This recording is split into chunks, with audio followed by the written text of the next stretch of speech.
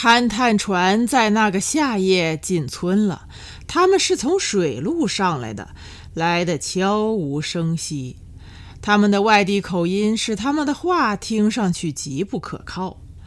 勘探队长戴了一顶黄色头盔，肚子大得像个气球。勘探队长说，他们是来找石油的，石油就在我们村的底下，再不打上来就要流到美国去了。当天他们就在我们的村北打了个洞，一声轰隆，村子像筛糠。大伙儿立即把父亲叫过去，他们相信只有杀过人的父亲能够阻止他们。父亲走到村北，依据他的经验认定了大肚子是队长。父亲又立在勘探队长的面前，双手抱在前胸，说：不许打了。父亲几年之前杀过人，我们一家都以为要判死罪的。他用铲锹削去了偷地瓜阿三的半块脑袋。父亲没有被判罪，反而在主席台上披红戴绿，成了英雄。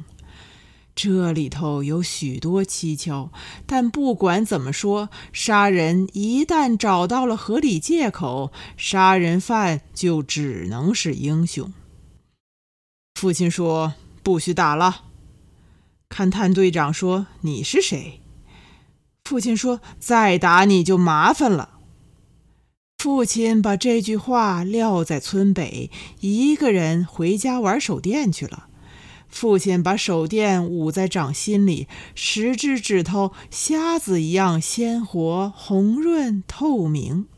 而后父亲把门窗关紧，用手电从下巴那里照到脸上去。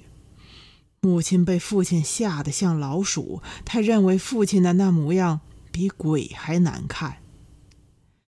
天黑之后，来到我家天井的是大肚子队长。他坐在我们家的矮凳子上，鼻孔里喘着粗气，说话的气息变得吃力。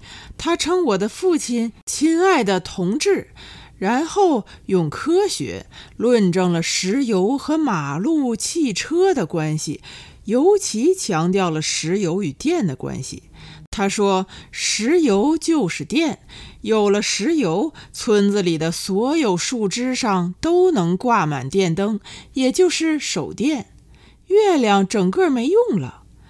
村子里到处是电灯，像枸杞树上的红枸杞子一样多。电在哪里呢？电在油里头，而油又在哪里呢？油在地底下。队长说，这是科学。